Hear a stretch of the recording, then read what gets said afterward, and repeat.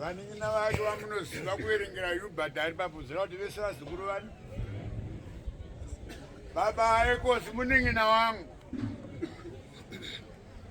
Mwana womukoma wangu saka mwana wangu. Baba Dick muzukuru wangu. Rufaro wama. Amen. Ndavatsimudza kuti nditi Nzira rekunamata.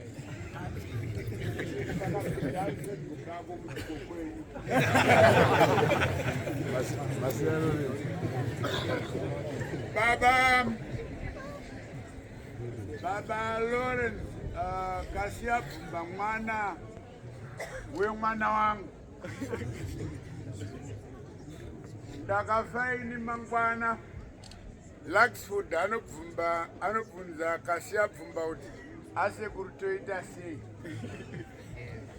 Wotoudzwa zvekuita ukomandawo timu yake. Uyo kana abvunzwa anodaidzawo mwana wake kuti nhaye mwanangu uyatitaurirani toiteiko mukuru uyu watisiya. Ndari pedyo pakoti kokwenyu munodiwo. Ndatenda garai basi. Rufaro wako.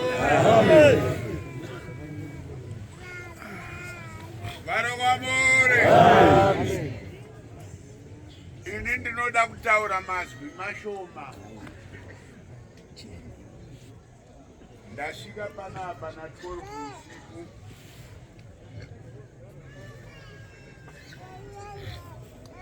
Vamwe vana Luxford nana Ecos vakanga vanditi iwe uri kurwara usauye tokuonera. Ndakati uko ndokwandiri kuuya. Kana zvichindinetsa ndichanetseka asi ndonetseka ndiriko. Chikonzero ndechei vana baba nana amai. Musi wa 6 December gore rakapera. Ndakaita road accident inotyisa kwazvo. Ndaita road accident inotyisa kubvira 6 December kusvika April wegore rino ndanga ndakarara muchipatara. Mazuva mashoma apera ndiwo andanga ndakumutswawo. Ndobatiranwa mumwe uku. Maoko angu anga akazvimba ndaipachikwa sadza. Asi ndamupenyu. Baba vatakaunganira panapa vakauya kumba kwangu kumarondera kuzondiona kanokwana katatu. Rimwe zuva vakauya nababa Luxford. Rimwe zuva vakauya nevamwe varume vaviri vachingoti sekuti tangopfuura kuti tikuonei chete. Rimwe vakauya vari vaviri nemumwe murume vachiti moyo wangu watambudzika kwazvo kuti ndakupedza rimwe svondo ndisina kukuona. Pavabuda voenda vakati ndakangodzoka ndiri kuuya ikoko. Nyangwe vasina kuzondiudza kuti kuzodii, ndakaziva kuti vari kuuya kuzondiona nekuti tsika dzavo dzokundiona. Ndonzwa kuti munhu akadaro atisiya.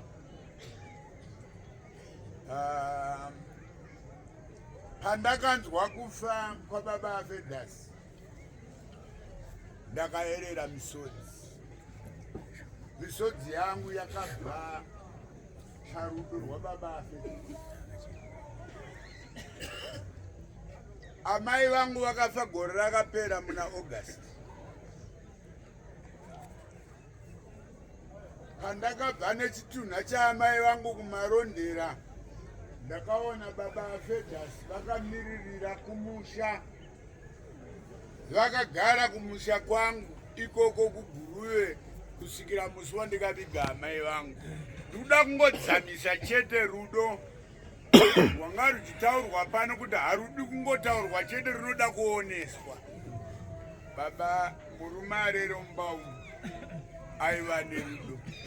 Dai Mwari waitongerwa kuti ndingatore upi ndingasiye upi, ini ndaitsimudza ruoko ndoti Fedhasi ngaambosara. Sei kana mabasa akanaka chiricho chiteerwa chatinofanirwa kuita tarasikirwa. Kana maiziva munhu asina kumbonamata achizipa sene yekunamata murumare remubaumu, akanamata chete achiti tiri vanhu vaMwari, hatitakurei basa raMwari. Kana vatungamiri vakafamba naFedhasi, handifunga kuti pane mumwe chete angasimuka akati Fedhasi musi wakati akambotinetsa. Haana kutanga kuuya kuzondiona kumarondera akufamba nababa Alakson, akauya nababa Bios. Zvinoreva kuti kwaakabva ndiko kure. Mwari watonga matongero ake. Ndatenda zvikuru kuti baba Lawrence Kasiyabvumba vati isu vana vekuJerusarema tinofanirwa kuita hanya titye basa rakasiyiwa pamberi pedu. Mataura izwi guru baba, asi kuti izwi redu iri tisaritaure rigorova. Inini ndakamira pano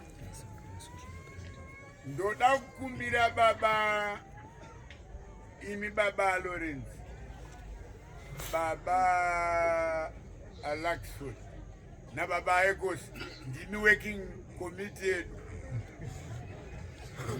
Ndoda kuti imimi mudaidze wese kana akati era achinyepa asina mweya. Vese muvadaidze kwamunoda kuti tisangane. Kana tasangana ndinoda kuti timbokurukura umambo hwemwana waMariya. Mweya mutsvene pana baba Bios wakati takadzidziswa isu kunamata naPaurosi ndokuva kwakaitwa Jerusarema. Takadzidziswa kunamata naPaurosi. Zvino isu vana vaPaurosi tinoda kugara pasi, mweya uye uise zvawo, asi isu taisa zvani, taisa zvedu. Ndinoda kutenda vanhu mese maungana pano maita henyu kuuya neuwandu hwakadai. Kuuya neuwandu hwakadai kwandiri zvine zvazvinoreva. Tiri mawitness ekuti baba Fedhasi tinovaziva, unhu hwababa Fedhasi tinohuziva, tsika yababa Fedhasi tinoiziva. Ndanzwa vanga vachitaura vachiti hameno tichagona here kufambira pamberi. Aiwa, ko handiti mharidzo ndo chiprofiti. Baba Fedhasi vakaparidza kare ka.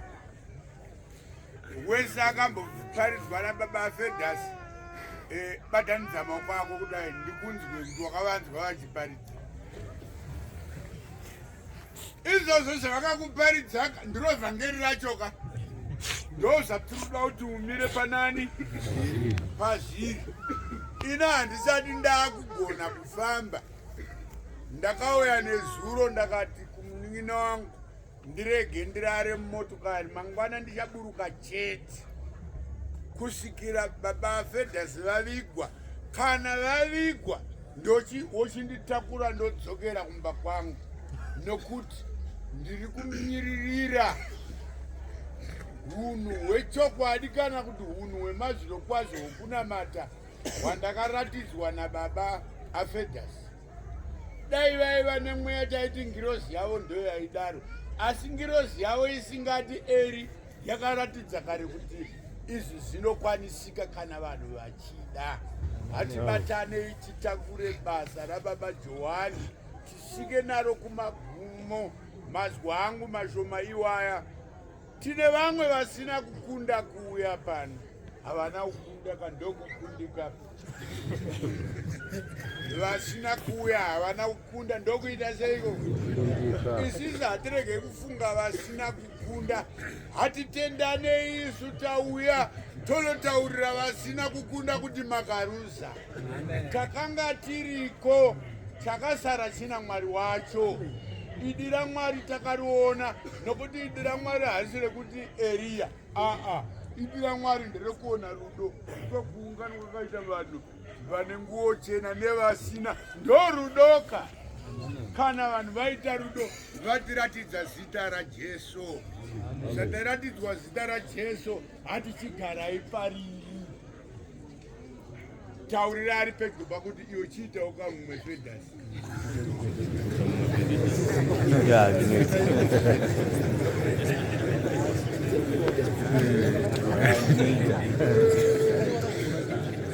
nemunhu wandikaina mupostori asina kumboita rurimi rwakaomarara akanga aine rurimi rwakatyoka kusvika nhasi apedza basa ndiye anoti basa ndasiya ndadiwe yapedza haleluya haleluya haleluya ini kana makati tuda taFedhasi takumboita nacho kubhuruwai ndiri mumwe anoendako kana makati tozoenda kubhaiti bhirijini rida kuendawo makati tombodzokera guruwe ndichaendawo futi kupi ndiri kuteera hunhu hwababa aFedhasi vana vave vaFedhasi vazukuru vangu ndine chikumbiro kwamuri basa rakanaka rakadai rakaitwa nababa wenyu rinoda anoritakura mucherechedzo wakanaka baba Lakisoni nevaning'ina nevakoma vake vakasara vachiendesera basa rababa wavo kupi pamberi tapedza kuviga baba wavo ndakavati mariona kabasa ratiwana baba wenyu musara monwa wamazinzi waka vakati asekura hatimbonwa tichaita basa iri zvamuchadada nazvo nhasi uno ndimire pano ndamirira kudada ndiri kudadirei ndiri kudadira kuti vakomana ava vanodadisa vana vaFedhasi musare mudadise vazukuru Mwari akukomborerei tinoda kuti zvese zvaitwa naFedhasi imi nevaning'ina vaFedhasi nevakoma vaFedhasi muri pano mubatane muzvitakure mupfuure pakaperera Fedhasi Mwari akupei chikomborero kusvika kumagumo ruvharo kwamore ruvharo kwamore haleluya ndatenda ruvharo kwamore